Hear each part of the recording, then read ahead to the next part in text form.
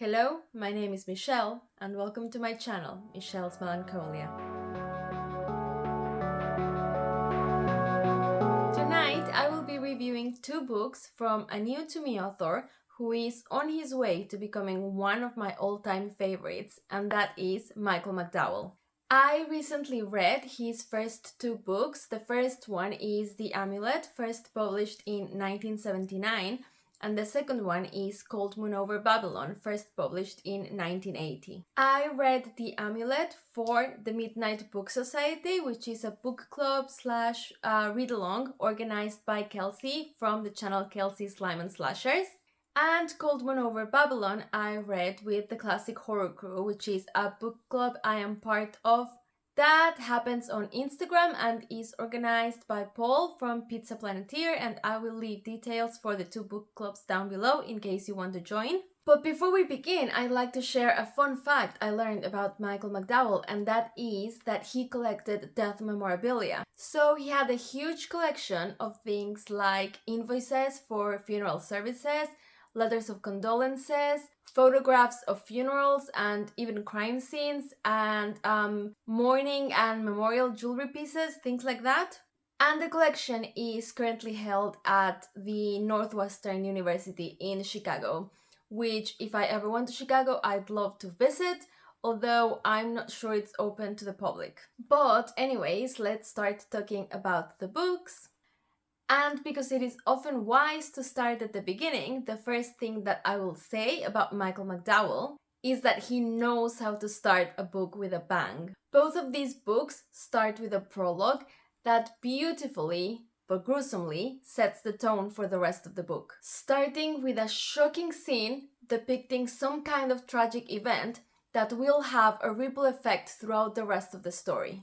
The Amulet is set in a small town in Alabama, where Dean Howell has been drafted into the army and is currently undertaking training before being sent to Vietnam. And he expresses resentment about this, arguing that if his friend Larry had given him a job at the rifle assembly line, then he could be working there and not be in the position he's currently in. But then the rifle he's using to practice malfunctions and kind of like explodes, causing him to suffer extensive injuries to his face and his brain. So he has to return home heavily bandaged and unable to speak, walk, or even feed himself, relying on the care of his new wife Sarah and his mother Jo. Sarah, who is our protagonist, is just a sweet young woman trying to balance her job at the rifle assembly line with caring for her husband, who is obviously in very bad shape now, and she's like truly doing her best. Jo, who is her mother-in-law though, is horrible to her. She makes her do all the work around the house while also spending her hard-earned money, and she's in general super rude, super ungrateful, and bitter. And she basically blames everyone and anyone in town for what happened to her son Dean. Even though it was an accident, but in her mind, everyone's at fault. And then one day Larry, so you remember Larry, Dean's friend who wouldn't employ him at the factory, so he got drafted in the army. So that Larry obviously feels awful about what happened, so he goes to visit his friend. And that is when Jo gives him a necklace to give to his wife, aka the Amulet.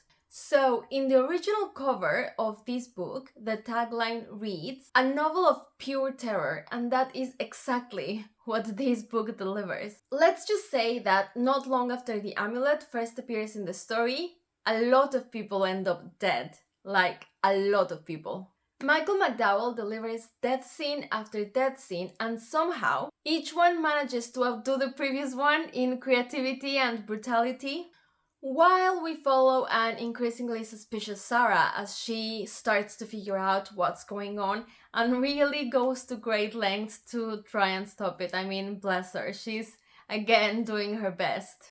And I loved how once we start to figure out what effect the Amulet has on the people who have it, the horror starts to become not only physical but also psychological, because now we're following the Amulet as it gets passed around the town dreading the moment when it will claim its next victim. So, for the most part, the story is told following the same formula.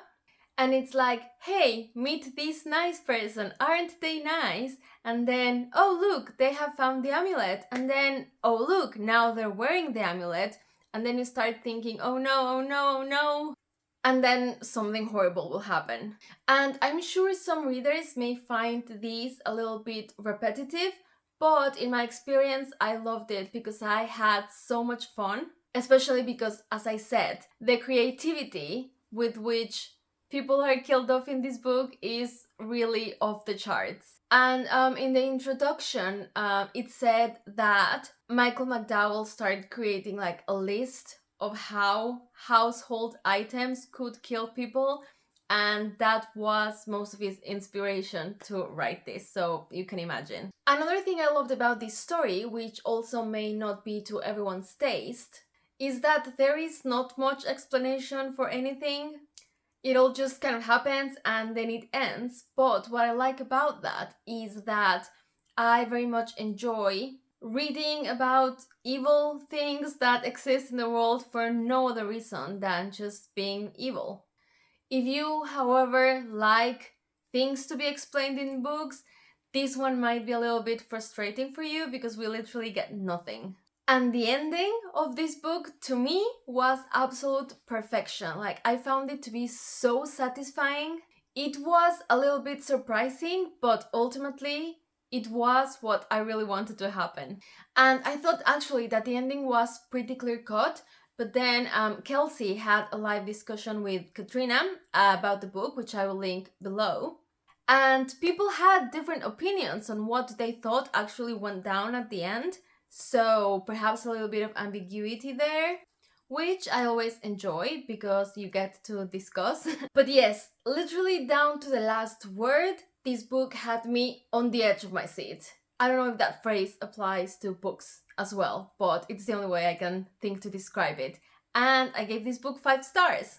Also, let me know which cover is your favorite. This is the new Valancourt edition release. I think this one is the original cover for the US edition, and I think this one was the original cover released in the UK. I think the UK cover has the prettiest amulet, but the original US cover, it's just so funny with everyone just literally dying on the cover. Cold Moon Over Babylon is also set in a small southern town, but this one by the Styx River, which runs along the Florida-Alabama border, where the Larkin family owns and runs a blueberry farm. In the prologue, the story kicks off with a freak boating accident in which Mr. and Mrs. Larkin end up drowning in the river. Years later, their son and daughter, Jeremy and Margaret, have been raised by their grandmother. And while they are a loving family, they are really struggling financially. And unfortunately, their misfortunes do not end there. In fact, they are only starting. One day, 14-year-old Margaret fails to come home, and a couple of days later is found murdered and drowned in the same river her parents died in. And I don't usually read the descriptions in the back of the books, but this time I did, and I regretted it because it literally says who the murderer is. And I know it doesn't really matter because that's not the point of the book. It's not really a mystery. It becomes clear pretty early on who did it.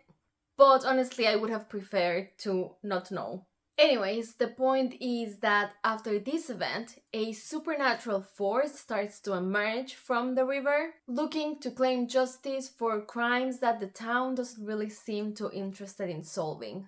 The first word that comes to mind when I think about this book is atmospheric. It is almost like the air itself becomes a character in the book, as if the tiny drops of water caused by the humidity from its proximity to the river were materializing into ghostly, vengeful figures. The plot of this one moves somewhat slowly, but it does escalate in horror and actually delivers enough shocking scenes to avoid ever becoming boring. So basically, anytime I started feeling like things were not happening, something really intense would happen. And I think my favorite thing about this book is that the event that happens in the prologue actually makes a reappearance later in the book, tying the two ends of the story together, which gave me the feeling that the Larkins' misfortunes were sewn into the very fabric of their lives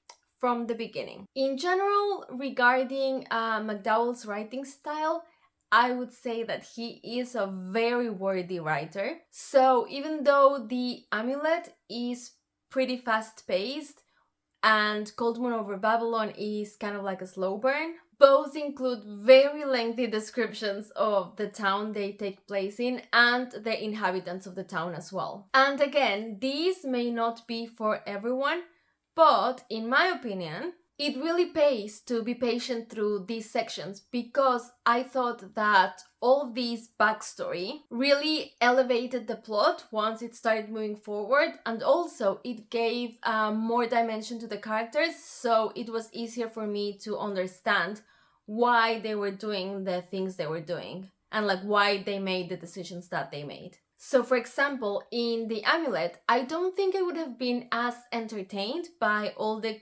crazy deaths if I didn't have an understanding of like how petty and gossipy the people in the town were and why.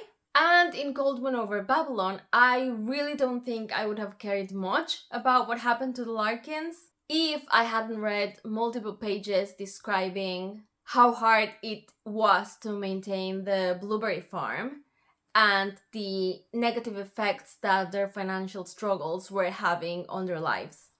Ooh, so also for Cold Moon Over Babylon, let me know again which is your favorite cover, the new Valancourt cover. And I'm not sure if these are US and UK, but I found these two vintage covers. I think my favorite for this one, I think it's actually the new one, because I think it really reflects what the book is about, and I think it's the creepiest of the three as well. So to wrap this up, I really recommend reading Michael McDowell if you are a lover of horror. And I'm really looking forward to reading basically all of his books. I think because it just so happens that I read his first two, I will just continue reading them in the order they were originally published. So I think the next one is Gilded Needles.